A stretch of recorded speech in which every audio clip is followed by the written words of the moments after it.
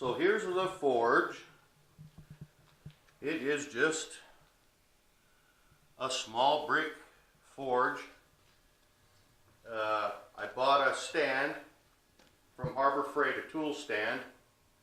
It's supposed to be like a universal stand for mounting drill press or, you know, whatever on. Excuse me. And then I just built this little framework here from some angle iron and some flat bar, and it works surprisingly well. It's not real pretty to look at, but it works surprisingly well. And I just took this piece of rebar here and just kind of welded it to that leg, and we heated it up and bent it in the vise and what have you. And so I have you know, whatever you call it. So when I got a piece of steel in there, you know, it's a prop. It props up the handle, because I originally only had this brick, and I noticed if I had a fairly long handle on it, kept wanting to flip down on me, and so I added this on there. And as far as our burner goes, Lynn, this is just 3/4 ID black pipe, and you can't see it up in here, but I've got a 3/4 to, I believe it's 1.5 inches bell, just, you know, bell on the end of that fitting. So this 3/4 ID comes up to a 1 inch. This is a 3/4 to 1 1/4 or 1 inch. Gosh, I can't really remember for sure. This is just a T right here. And this is all just black pipe that you can buy at your plumbing store. Then, the way our burner works inside is I've got this 1/4 inch pipe, drilled a hole in the top of my T, and we put a cap on the end of this 1/4 inch nipple. We just put a cap on the end of that, drilled and tapped it out, and screwed a number 30 MIG tip into that. Now you have to make sure that your MIG tip goes past the opening there.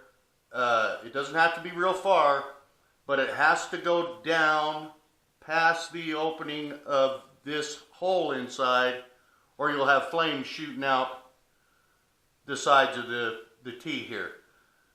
So with our MIG tip down past the hole, these here are your venturis where your air sucks in. And then we just came up here on top of our nipple, put a little elbow, ran another nipple over here, we put a ball valve in here, and then plumbed it to our hose that goes to our tank. Now when I first built this, I tried running it off of a regulator that you would use on your gas grill or whatever. Nothing. I mean, not happening. I could barely get any flame out of it, and you know, those regulators are only like 4 psi or something like that. So then if I remember right, I got a hold of like a 10 psi regulator. That still wasn't enough. So I went online and I found this bad boy right here. I found it on Amazon, and this is a 40 psi regulator. I can turn this up to 40 psi, which I don't think I've ever turned it up all the way. I crank it up pretty good when we're forge welding, but like I say, I don't believe I've ever turned it up all the way. I haven't had a need to. When I was working on my hammerhead, heating it up and doing these bevels, or these doing these fullers on these ends here. I had her pretty hot to get that hammerhead hot, but yeah, I don't believe I've ever turned it up to 40.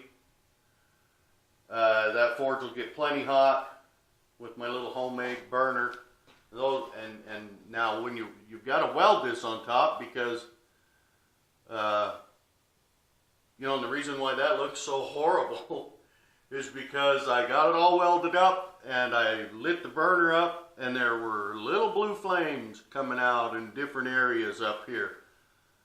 So I would try to remember where the little flame was coming out of, and I would shut the forge down and re-weld in there and light it back up, and more little blue flames. And I mean, we went through this game until we had this big glob of bubble gum, blotch, bird poop looking, whatever you want to call it, on the top of this thing. But hey, I wasn't going for pretty, I was going for functionality. So we finally got this thing all welded and all the leaks stopped. And you know, I've used the tar out of this forge since I built it. You can see it's had plenty of use. I've had to redo the floor of the forge twice now, and we're working on a third round of having to do that. So so there's the forge, there's the burner, Len, and it's really simple. It's only a few bucks worth of little pieces of pipe. And then of course once I got it in there, I just welded these little pieces of rebar from the framework of the forge up to hold it in place. And she works like a dream, I'm telling you. I looked at forges online, burners online, and they wanted a fortune for some of those things. And I thought, man, a few little pieces of pipe and a MIG welder tip is a lot cheaper than that at the plumbing store and at the hardware store. So I just went and got this black pipe and built it myself. Some guys, I've noticed some guys do a version with a bell on the top of here, and they drill a hole through the side of the bell, and they run their pipe through the side of the bell this way, and then they have to drill and tap this pipe itself and thread their, MIG tip into there in the center of the bell, and it just looked like, I guess they work all right, but I tried building one of those first, and it wouldn't ever work. So I went with the T configuration here, and let me just check this here and see, just for kicks and giggles.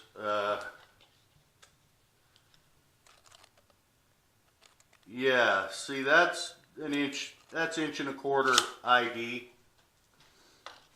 And I have no idea what that works out in millimeters, but it's 1.25 inch ID. Coming off of this is either 3/4 or 1 inch. I believe this is 1 inch, maybe.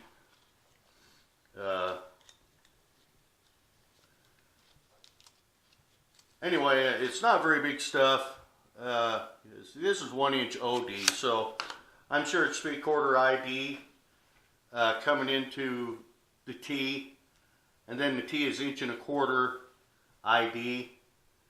And like I say, you just have to remember to keep your nozzle down past this entrance here. It has to be down, it has to be down below that entrance, otherwise it'll just backfire and you'll have flames coming out of your venturis.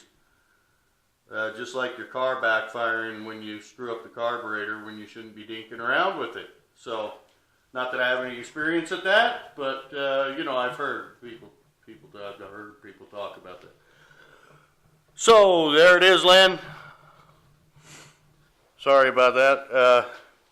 So there's the burner, Len. I hope that helps you out a little bit. Maybe you can throw one together yourself, and maybe Maybe that'll help you get a little hotter flame. I don't know. I don't know what kind of burner you're using. Maybe you bought I don't know. I just don't know what kind of burner you use. I think you didn't build your forge. I don't believe you bought a forge, so it probably came with a manufactured burner. But anyway, there's an idea if you want to throw a burner together. The only problem is I know you told me you can't get that regulator in Australia, and I'm telling you, I think that 40 psi regulator is what allows me to forge weld, because I can crank it up pretty high, and with even a single burner forge, get my steel hot enough to forge weld. I've forge welded several I've forge welded motorcycle chain in this little forge. So in fact, I've got the billets right over here. You can see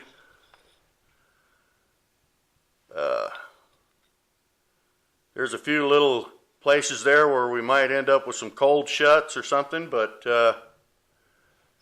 both of those billets were made out of motorcycle chain. So got some plans to do a knife with these too, I think. But yeah, I can forge weld motorcycle chain in that thing, and so, but I'm thinking it's probably due to the regulator. So you never know. You may throw one of these burners together with a 30.